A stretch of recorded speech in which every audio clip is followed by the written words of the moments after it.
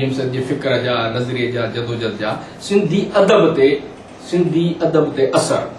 सिंधी शायरी ते सिंधी ड्रामनि ते अफ़साननि ते कहाणियुनि ते सिंध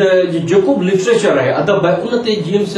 जो असर पियो उनके नज़रिए जो उनके फिक्र जो जदोजहद जो उन जो असां जाइज़ो वठूं था उन जी कहिड़ी सूरत हुई साईं जेम्स जे क़ौमी नज़रिए पेश करण खां पहिरीं क़ौमी जदोजहद खां पहिरीं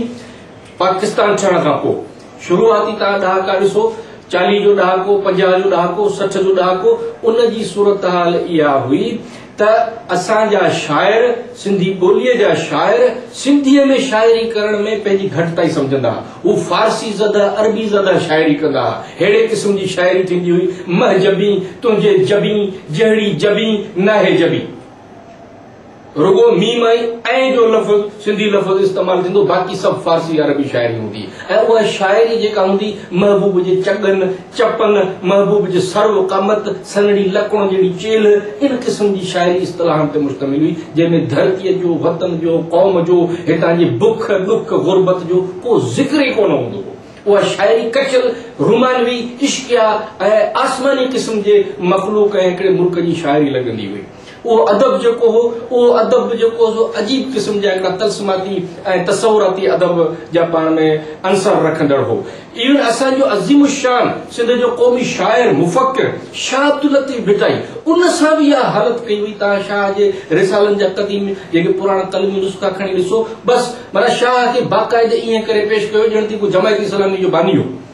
जेको शेर शाह जो खणी चो तो उन ते चवन त साईं शाह जी सॼी शाइरी जे तू भाई बैत से आए तू आई बस कुरान का ॿाहिरि त शाह ॻाल्हायो ई कोन माना शाह के सॼो मज़हबी रंग ॾेई करे उनखे हिकिड़ो मुसलमाननि जो नातगो शायर करे पेश कयो शाह भिटाई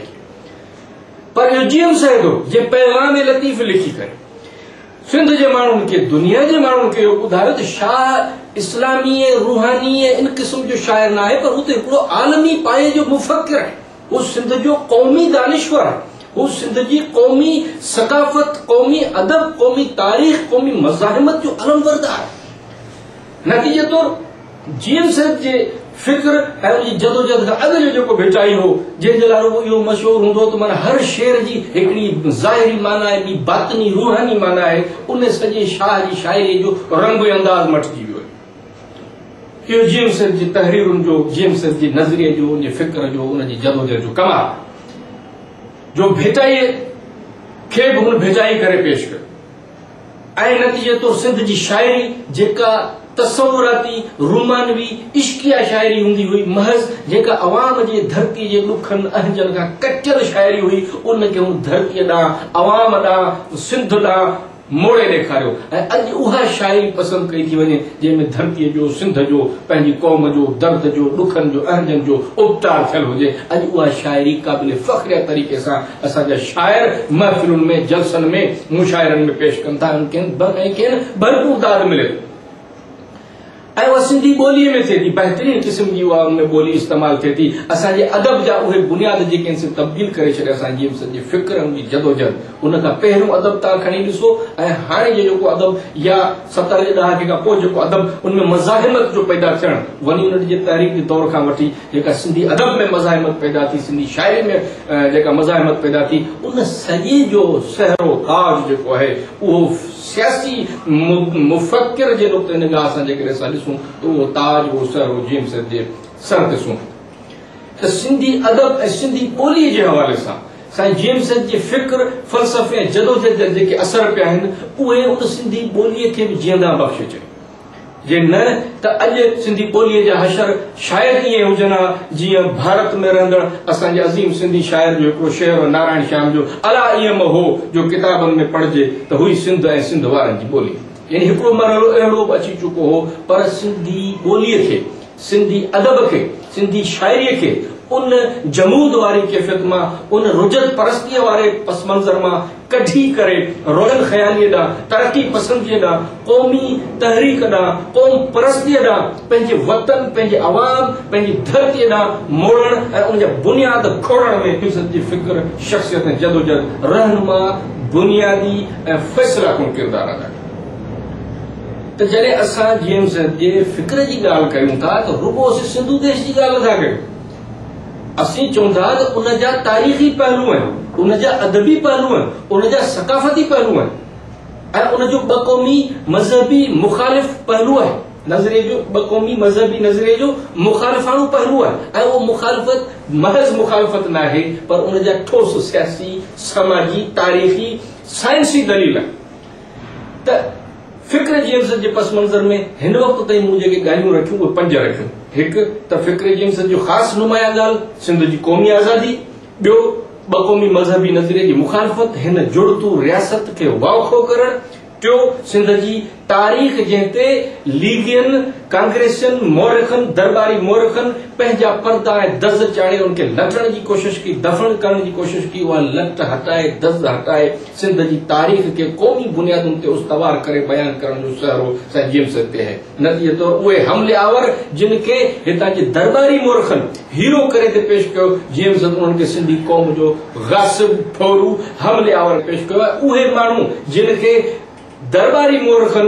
इहो ते चयो त शैतान सिफ़त हा, फितने खोर हा, शोरिश पसंद हा, उन्हनि खे जेम्स जो धी मज़ाहिमत हा, पंहिंजी धरती जी बचा जी आज़ादी जी जंग पे विढ़िया, इहे असांजा क़ौमी हीरो आहे। अहिड़े तरीक़े सां सिंधी सकाफ़त जंहिंखे इस्लामाइज़ेशन जे नाले में तबाह कयो पियो वियो, जंहिं ते चथरूं कयूं पियूं वियूं, सिंधी सकाफ़त ते, सिंधी लिबास ते, सिंधी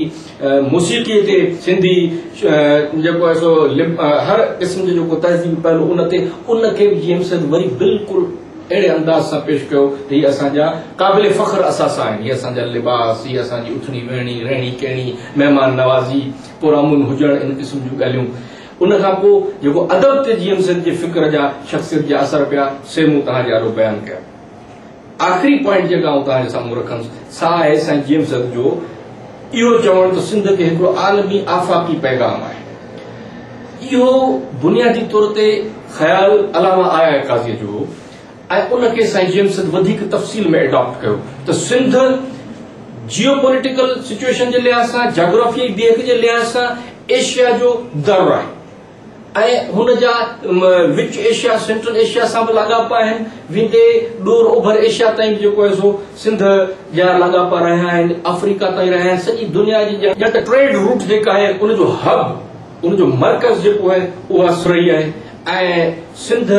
ज़ाहिर आहे तहज़ीबुनि जे मेलाप जो मर्कज़ आहे, मज़हबनि जे मेलाप जो मर्कज़ आहे। तंहिंजे करे सिंधियुनि में, सिंधी क़ौम में मज़हबी इंतहा पसंदी जो अंसर ई न आहे। हिते त मज़हब पाण में मिली करे दुनिया जा समूरा वॾा मज़हब सिंध में अचण खां पोइ खणी जो फ़तेह थी आया या तबलीगी मिशन जी सूरत में आया, पर सिंध में अचण खां पोइ उहे पाण में गॾिजी ज़िम थी अहिड़े अंदाज़ सां थी विया जो सिंधी तसवुफ़ जेको आहे उहो दुनिया जे ॾाढो मिसाली थी वियो। ऐं साईं जो इहो चवणु हो ऐं आहे बि हक़ीक़त इहा त सिंध जो जेको मिज़ाज आहे, सूफ़ियाणो मिज़ाज आहे, जेको मज़हबी रवादारीअ जो मिज़ाज आहे,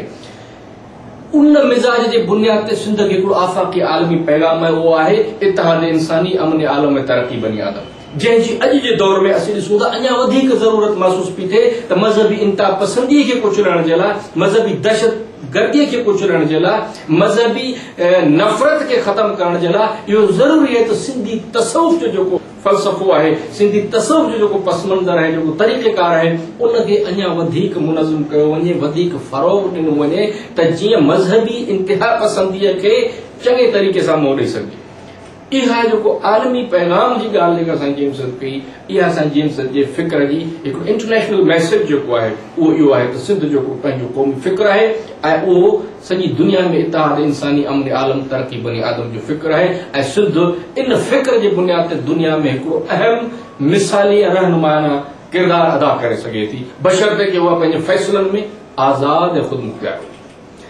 त फ़िक्र जेम्स जे लिहाज़ सां इहे 6 नुक़्ता मुख्य नुक़्ता आहिनि जेके मूं तव्हांजे आॾो रखिया। सिंधु देश जी क़ौमी आज़ादी, पाकिस्तान जी रियासत जेका 2 क़ौमी मज़हबी आधार जे बुनियाद ते बीठल आहे उनजो ख़ात्मो, टी ॻाल्हि सिंध जी तारीख़ खे क़ौमी बुनियादुनि ते उस्तवार करणु, बयानु करणु, नंबर 4 सिंधी सकाफ़त खे नए सिरे सां उजागर करणु, नंबर 5 सिंधी अदब ते बहितरीन ऐं तरक़ी पसंद ऐं धरती दोस्त, वतन दोस्त, क़ौम दोस्त असर छॾणु ऐं आख़िरी नुक़्तो त सिंध जो जेको आफ़ाक़ी आलमी पैगाम आहे, मज़हबी रवादारी, इंसान दोस्ती, वतन परस्ती ऐं अमन पसंदी, उन्हनि खे उजागर करणु साईं जेम्स जे फ़िक्र, फ़लसफ़े नज़रिए जा बुनियादी असासी नुक़्ता आहिनि।